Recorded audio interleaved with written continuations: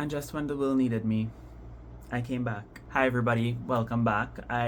Yeah, I know, a minute or two. The last time I made a video was June of 2025, where I talked about, being overwhelmed and being in a really difficult place in my life at that point, and of course needing to just take a break from content creation and video making. That still stands for the most part. I'm in a much better place, I should say. I'm in a much better place, a much happier, peaceful place, and I couldn't be more grateful for that.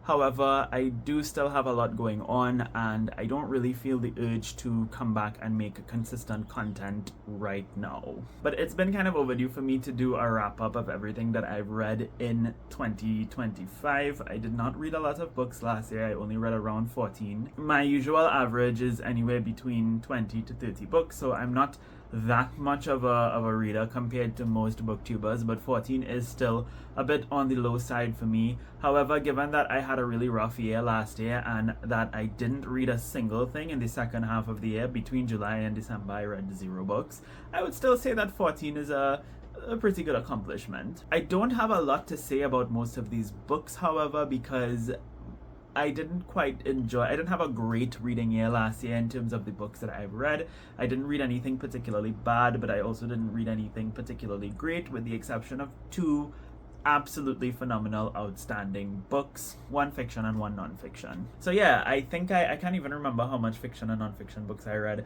I didn't even grab them, so I need to go and actually, I should probably do that right now. Alright, so in 2025 I read a grand total of 14 books. We're going to talk about them right now. And I will start off by talking about the fiction books. And I'll commence with these 2 little comics right here. These are Teen Titans.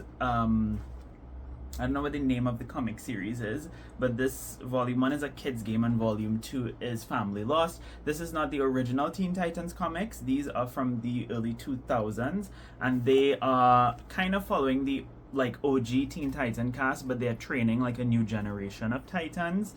My connection to Teen Titans was never through the comics, but was always through the original Cartoon Network show, not the new one, but the original one. You know the one I'm talking about, right? And that was one of my favorite shows of all time. Absolutely loved it. So I always wanted to try the comics and see if I would like them or enjoy them. And these are not the original comics, I should reiterate, but I did not enjoy these, and I couldn't tell you what happened in them. It's been over a year since I read them, because I read these in January. Speaking about a book that I couldn't really tell you too much about, I have to go and even see the name. So it is called Behind You is the Sea by Susan Muadai Daraj. And I actually listened to that as an audiobook, and the audiobook was read by Rasha Zamamiri. And this is a short story collection that focuses on a community of Palestinian American people living somewhere on the East Coast, I think in Massachusetts or something, and they are all in the same community. They all know each other, but each story follows a different character. So it's not really a novel. It's really more of a short story collection, but there is an overarching connection in the sense that they all know each other, and characters that we read as main characters in some stories will appear as secondary characters or have cameos in other stories. The book, I guess, kind of just was meant to explore sort of Palestinian American Christian identity, and I honestly don't have much to say about it because I don't really remember a lot about it. I remember liking at least 3 stories a lot, but as of now I can't even remember those stories or what happened in them. So yeah, don't have much to say about this one, unfortunately, but it wasn't bad by any means. It just didn't have a lasting impact on me. The next book I do have a copy of, but it's up in the cupboard because I had to put away all of my YA books because my room literally has no space for anything anymore. So the book is called This Woven Kingdom by Tahira Mafi. You might know her from the Shatami series. She wrote some middle grade books as well, and she also wrote some YA contemporary books that I've read and really enjoyed. What would they call? A Very Large Expanse of Sea. Yeah, I recorded for 10 minutes and then I kept going and it cut off. I was already the book I was talking about, that I'm talking about now, is the Tahira Mafi book, but I I got into talking about about 3 more books to a camera that just shut off. Love that. I didn't even know. It was too much memory. I had to go through my phone and delete a bunch of videos. It's darker now, so I don't know. Should I turn on the light? it might yellow up the footage a little bit, but yeah, it's fine. We'll work. We can work with that. We can work with her. So yeah, I don't even remember what the last thing I was saying about Tahira Mafi's book, other than she's known for the Shatami series. She wrote some middle grade books. She wrote some YA contemporary books, which I've read and loved. And if you've been around for a long time, you would know that. And this is my first time reading one of her fantasy books. It's a Persian-inspired story set in a historical setting that is very much inspired by, I guess, ancient Persia, ancient Iran, and also very steeped in like a lot of Islamic law sort of woven into this kind of fantasy world. For that reason, I would say it's very controversial, especially from like a more religious Muslim perspective. Tahira Mafiz, obviously, as far as I know, she is a Muslim, but yet I guess she's perhaps a little bit unorthodox in the way that she wrote this book, and you could tell by some of her other books that explore Muslim characters as well. The characters in this book, I will say, they're not Muslim or religious in any way, but there is an element of the story where the main female character is a jinn. She falls in love with the main male character, who is a human. Jinns in this world are kind of seen as like a secondary class, so their relationship is sort of controversial. She was initially a servant. After her parents died, she ended up becoming a servant in this like palace or something. Not in a palace, I think it's just like a very rich, like aristocratic home or something. And then the main male character, as I said, he's a prince. So they fall in love or whatever. It ends up becoming like this low-key, and I didn't realize this until I finished the book, like it ended up becoming like a low-key retelling of Cinderella, except Persian, and Cinderella is a jinn. The political intrigue was very interesting. The characters and their romance was very interesting. The only thing about this book that I didn't love so much was that I felt like the world building could have been a bit more immersive. But other than that, it was a really solid read. I do have the rest of the books in the series, so I will be diving into them. But I don't want to read this kind of stuff in Ramadan. Ramadan Mubarak, by the way. Yes, and then so the rest of fiction books that I read are all like magical realism type stories, so I'll just go through them really quickly. Stephen King's Elevation, the first ever Stephen King book that I've ever read, which is a kind of a light-hearted story. It's definitely different from most of what he's known for. I say as somebody who's never read anything from him before, I know this is out of his usual wheelhouse. It's about this guy named Scott who is mysteriously losing weight. He lives in like a small town in Maine, and even though he's losing weight, he doesn't look any different. And also he's eating food, he's, you know, healthy as normal, and he's all of his, you know, I guess blood tests and whatever are normal, I think. I can't remember the details. But the whole thing is he's normal. He looks the same as he always did. He's eating, he's working out, but he's still losing weight constantly. Every single day he's losing a few pounds. And he does not understand what is happening. At the same time, he tries to befriend a lesbian couple who moved in next door, but one of them doesn't really like him. And they both have this restaurant, but they're experiencing a lot of discrimination because, you know, the whole small town in Maine, conservative, white people kind of thing. Ends up being this like two-horse story where on the one hand he's trying to figure out what the hell is going on with his weight loss, and on the other hand he's trying to befriend this grumpy lesbian who doesn't like him. And both of those stories ended up converging in a very interesting way, and it ended up just being a very cute, light-hearted story about allyship and connection and community. Nothing revolutionary or radical, but I think for an author like this who has specific audiences, if you get my gist, I think this is a very approachable story to, I guess, explore a topic like this. So I appreciated it. When I heard that Bob the drag queen, who is a drag queen if you couldn't tell by the name, that won RuPaul's Drag Race Season 8 and has gone on to be one of the most iconic drag queens in the RuPaul Drag Race franchise and in the drag world, when I heard that she was coming out with a novel, I was like, okay, I need to read this. Again, another kind of like magical realist type of story where our main character is this disgraced music producer who I guess was kind of shot into the periphery of the music industry after he prematurely came out. And the story revolves around this reality where historical figures are coming back to life through means that are never explained to us. Like, we don't understand why. And interestingly, Harriet Tubman comes back and she wants to connect with this character, Daniel. and she wants to forge a connection with him, and she wants Daniel to produce music for a musical play about her life that she wants to do. Crazy, I know. But a lot of the, I think, major substance of this book happens where Daniel is talking to Harriet and her companions who come back, and they're explaining their histories and experiences, and he's connecting with that. This is a story about somebody who is, you know, we often talk about feeling disconnected from the world around us, other people. This is a story about a man who's disconnected from himself and who reforges that connection. Is reforge a word? I don't know. He rekindles that connection with himself through understanding and learning his history. And as a student of history, I really appreciate that, because I think, you know, in all of the debates and all of the semantics and all of the, you know, identity politics that we have around identity and who we are and labels and all this kind of stuff, I think so much of that can be solved by just having a greater understanding of your history and a greater connection with your history, because that is your context, that is who you are, that's your heritage. And this book explores that in a really interesting way. Daniel really comes to terms with and ties together his blackness, his Americanness, and his queerness through his connection with Harriet, but also through understanding her perspective and her historical experiences. Really fantastic story, and I'm very proud of Bob for dipping his toe into the literary world, and I would love to see more work from him in the future. Then we have There Are Rivers in the Sky by Elif Shafak. This is the last fiction book I have to talk about, and this is the best fiction book that I have read for the year. This was my favorite, probably my second favorite book of last year. We'll get to my actual favorite book. This one, I am not going to explain the plot to you because it is very confusing. There's a lot going on in this story.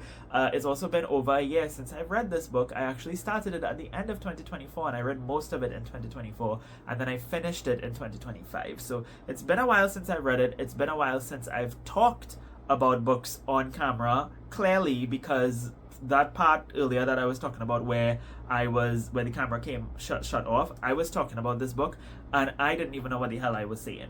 Maybe the camera shut off as a blessing in disguise, because my phone was probably like, girl, you're talking a bunch of mess. So I will just say about this book that it is a beautifully written, fascinating story. Elif Shafak is such a brilliant writer. I've read one book from her before, The Island of Missing Trees. She is an expansive writer. I don't know how else to say that. She writes her stories with such depth and with such knowledge of history, culture, science, politics. She's one of those very well-rounded people, you can tell, and that comes through in the way that she tells her stories. Beautiful story set in 3 different timelines: 1800s Victorian England, modern 2018 England, and then 2014 Turkey, Kurdish Turkey. Could you say that? We follow a young Yazidi girl, a Yazidi Kurdish girl in Turkey, and then in 2018 we follow this Iraqi British girl in London, and we follow this young white boy named Arthur in 1800s like Victorian England. What do these 3 characters have in common? Water. What does that mean? Read the book and you'll understand. The story revolves around this one water droplet that exists in the lives of these different characters and tie their lives together in different ways, but also ties all of their lives together with ancient Mesopotamia. I mean, the young Yazidi girl from Kurdish Turkey lives right next to the Tigris. We have the Iraqi main character from the 2018 timeline, and then the boy in 1800s England becomes this museum employee who becomes fascinated by interpreting like ancient cuneiform tablets from ancient Mesopotamia, which we didn't know is modern day Iraq. So their stories are tied together by this one water droplet that manages to exist in all of their lives, that connects with all of them in some way. And it really kind of, I guess, explores the idea that water holds memory. Throughout reading this book, all I could think of was Olaf in Frozen 2, if you know what I mean. if you watch that movie, you'll understand. But the idea that water holds memory, because water is a substance that can neither be created nor destroyed. So every drop of water that exists in the world, from the water in your body to the water in the puddles outside of your house, to the water in your pipes, and the bottles of water that you drink, to the beach and the rivers and the sky and the sea and the sun and life, they've all been recycled. They've all been around forever, and they hold memory and they hold connection and they connect us. That's what this story is exploring. So much more. So much more. I could never do this book justice by explaining it to you. Again, it's also been a while since I've read it. All I can say is that it was brilliant. So please read it. Also, if you hear me sounding a bit nasal, I do have like very bad sinus blockages and it's acting up a lot today for some reason. I am going to very quickly go through the books, the non-fiction books that I read, because I will say that this year I read a lot of non-fiction books that didn't really do it for me. I say a lot. I think I only read like 4 that didn't really do it for me, and then I read 2 books for school, and then I read the one favorite book of the year. So the 2 books for school that I read were Indentured Muslims in the Diaspora and then Nature's Wild by Andel Gosain. Really interesting books about Indo-Caribbean identity in very different ways. One of them explores sexuality and queerness. The other one explores Indo-Caribbean Muslim identity, as well as indentured, the identity of Muslims in different parts of the world other than just the Caribbean who are descendants of indenture. So like in South Africa as well, Fiji, Mauritius. So yeah, that's what these 2 books were about. I read them for school. They were academic texts. They're great resources if, those are areas of interest for you. I listened to, the only other audiobook that I listened to this year was Off the Edge, Flat Earthers, Conspiracy Culture, and Why People Will Believe Anything. It's written by Kelly Weil, and I'm trying to see the audiobook narrator. I don't know if it's the same author or if it's somebody else, but Storygraph is not saying, so I do apologize for not saying the person's name, but I like to say the person's name for audiobook narrators because they're a big part of your enjoyment of an audiobook, just like a translator, is if you read translated fiction or translated literature. Anyways, it's a book that explores flat earthers trying to understand their history, their context. First half of the book, I wasn't very interested. It explored the history of the flat earth movement, which sounds interesting, but the author focuses very specifically on the stories of individual people who pioneered that movement, and I was just not very interested in those people's stories. The more interesting second half of the book was about like conspiracy communities, why people will believe conspiracies and stuff like that. I will say in this first part of the year, I was going through a lot, and so I didn't really retain a lot of what I've read.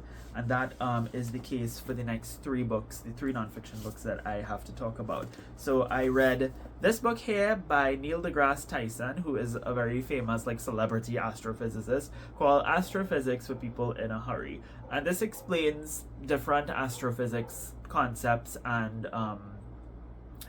things. Again, I read it at a time where I just couldn't really retain a lot. I mean, I remember specifically reading this book in the height of just my misery last year. But I will say I learned a lot from it. Dark energy and dark matter was something that I always and still do struggle to understand, so this book helped me a lot with that. Even though it's meant to be digestible for a general audience, parts of it did still feel very jargonistic and difficult to understand. So I will say that. Neil deGrasse Tyson is also somebody who's kind of weird. I think somebody posted a picture of him and he had a bunch of different, one of them was a Make America Great Again hat, and then he had other hats, and I couldn't really tell if he was trying to do something sarcastic or on the nose, or if he's actually a Trump supporter. Either way, I don't know, it left a weird taste in my mouth. If anybody knows anything more about that, let me know, but I'm too lazy to look into this man and what his actual political beliefs are. But the book itself was fine. I have another book by him, I'll probably still read that, but I don't know if he's somebody that I'll gravitate towards again in the future. I enjoyed his series on Nat Geo, though, Cosmos. That was when I was first really introduced to him. Really, really good documentary series. Highly recommend that. Then I read Maya Angelou. I have a few of her memoirs, and I've read one before, and then I've now read this one. This is called Letter to My Daughter. Maya Angelou does not have a daughter. She only has one son, I believe. So Letter to My Daughter is actually a compilation of letters to the women of the world who are her daughters in some ways, what she's saying. But really anybody could read this. I'm not a woman, but I read this book and I remember taking away a lot from it. It's basically life lessons, and at the end of each thing I wrote the biggest lesson I took away, for this one, I said, don't jump to conclusions, as false realities can feel just as real as the real ones. Ooh, that's deep. Another one, be grateful for what you have when things are hard. And I spell things like think. You can tell things were really hard. You must dream of a future. I'm reading myself, by the way. You must dream of a future, and that future will inspire you, even during dark times. Oh, Gil. The book was resonating at the time, but honestly, I can't remember anything right now about it. So, yeah, again, sorry. And this next book, I probably remember the least and retain the least. The White Book by Han Kang. Couldn't tell you what happened. This is kind of a memoir, I think. It reads as kind of fiction, but it's supposedly based off of Han Kang's own experiences, and it's told in these very short, like, vignette type chapters. And a lot of the story revolves around the main person we're reading from, whose perspective we're reading from, who is like the second child of this Korean couple whose first child died because the mother had that child during a snowstorm in her house and was not able to get help in time to take care of the child, so the child passed away. And the book kind of contemplates this reality of like being only existing because your first sibling died, and it kind of recounts that trauma, but it's also about a whole host of other things. And the color white plays a huge role in this book, because white is a very clinical, blank color that can feel empty. And so a lot of this book, I feel it explores emptiness in a way. That's the best I could give you all. This is my first time reading Han Kang. I do really want to read The Vegetarian. I feel like I'll probably enjoy that more, but this was a more kind of experimental, semi-autobiography kind of situation. That's all I could say about it. Sorry. Sometimes you read and it you don't retain. And especially if you read at a time that was really difficult in your life, where your mind was often elsewhere. My favorite book of 20 is The Lighting Better. Can I take off this lamp? I don't know. I feel like it's not making a difference. My favorite book of 2025, drum roll, Hijab Butch Blues by Lamia H. This is a memoir of a queer Muslim person by the name of Lamia H.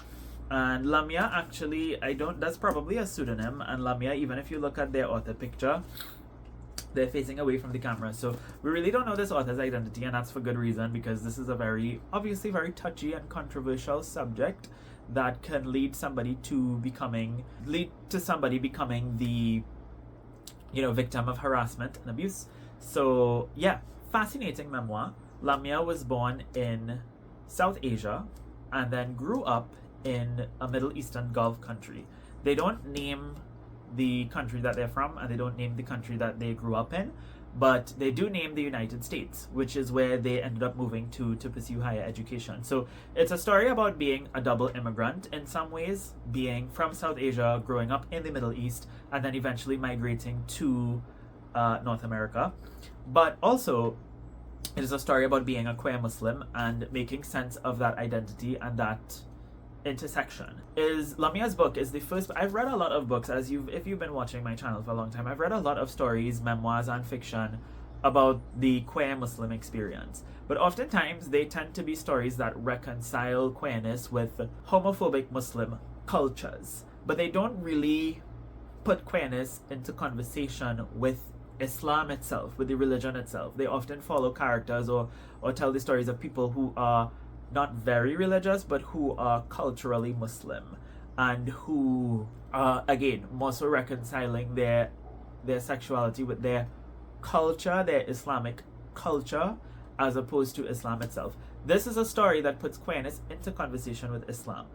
This is the first time that I've read any queer story like that. I'm not saying this is the first of that kind, but this is the first time I've read a story that puts queerness into conversation with Islam. A lot of the book and a lot of Lamia's life stories are told through retelling and through reinterpreting stories of the Quran, stories of different prophets and of different people and figures of the Quran and of Islamic history. And she is interpreting, she's not necessarily rewriting or retelling these stories, I should say, but rather she is interpreting the values of these stories, values of connection, of love, or whatever, and applying it to the life lessons that she's learned as an immigrant, as a queer person, as a student, as a friend, as somebody who has interesting experiences and stories to tell, how she's connecting those stories, which have always been informed by her queerness, to what she learns about Islam. And she's somebody who's very carefully, as you could tell by reading this book, who studied Islam, who studied the Hadith, the scholarship, and the Quran. She's not just somebody who's kind of religious or just culturally whatever. She's very steeped in that world, and she's making sense of it through a queer lens. And she is reading these stories about these Islamic figures and understanding their stories through a queer lens. And that's the best way I could explain it. I thought it was brilliant. I really enjoyed it. I really appreciated it. Again, it's a very controversial topic. If it's something that you feel like will make you uncomfortable, maybe don't read it. Like, you don't have to like subject yourself to things that you don't agree with or that make you uncomfortable. But I don't think the majority of people watching my channel will care. In fact, most of y'all are probably already intrigued by this book, if not, if you haven't already read it, right? I know many people have read this book and have enjoyed it. Brilliant, fascinating story. Best book of 2025. And with that, that's everything that I read in 2025. What can you expect from me this year? Girl, I don't know. I still have a lot going on in my life. Again, I'm in a much better place mentally, but I still have a lot going on. I still have a lot to focus on, and my heart just isn't in reading and content creation right now. I will always be a reader. I will always be a booktuber. I've always said, like, I might step away from booktube for months, if not years. I will always find my way back, even if I just, become one of those people who updates you once a year. Not saying that's going to be the reality, but I just really am not in a place in my life right now where this is what I feel compelled to do. I do feel like once I get over certain milestones that I am working towards right now, I will come back to this. I will come back to making content about books. However, what I do want to come back to soon is reading. Again, I did not read a single book between July and January. I finally finished my first book of the year last month in February, A Tale for the Time Being, my favorite book of all time. I started rereading it in June of last year or July of last year, and then I read a good bit of it, and then I stopped, and then I resumed it last month for some reason. It's my third time reading the book, so I don't need to start over. I already knew what happened. So I just read from where I left off, enjoyed it as I always did. Again, favorite book of all time. And that really revitalized my desire to read. I want to fall in love with reading again, and I feel like I'm heading down that road right now, and I'm very happy about that. However, I don't really want to do it in the context of booktube right now. As you all know, shortly after I started reading for fun in 2014 when I was 17 years old. Prior to that, I never used to read. And shortly after reading a few books and getting into reading, I discovered booktube. And a year later, I started my first booktube channel. So my relationship with reading, I think I might have talked about it in that last video I uploaded, I'm not sure. But my relationship with reading has always been connected to booktube. It has always been informed by booktube, and for a long time it has always been for booktube. It's always been, oh, I'm reading all these books so I can do a wrap-up and a review and all this kind of stuff. I want to fall back in love with reading without the pressure of feeling like I have to make videos about it. I will wrap up everything that I read this year, whether I do something like this and talk about all of the books that I read in 2026 at the end of 2026. Maybe I might end up reading more books this year, and so I'll do a few wrap-ups every few months or something like that. But either way, I don't really want to focus on that. I want to focus on just reading and enjoying reading and going back to why I loved reading in the first place. With that, I will leave you all. Can't tell you when I'll be back to make a video. I might get inspiration and come back next week, or you mightn't see me for a few months. But either way, inshallah, I will always come back to this channel, and I will always come back to you all. And I appreciate those of you who stuck around and who watched this video till the very end. If you made it to the end of this video, you can leave a little emoji for me. This is the year of the horse after all, apparently, so maybe leave a horse emoji. I don't know. But other than that, thank you all so much for watching this video.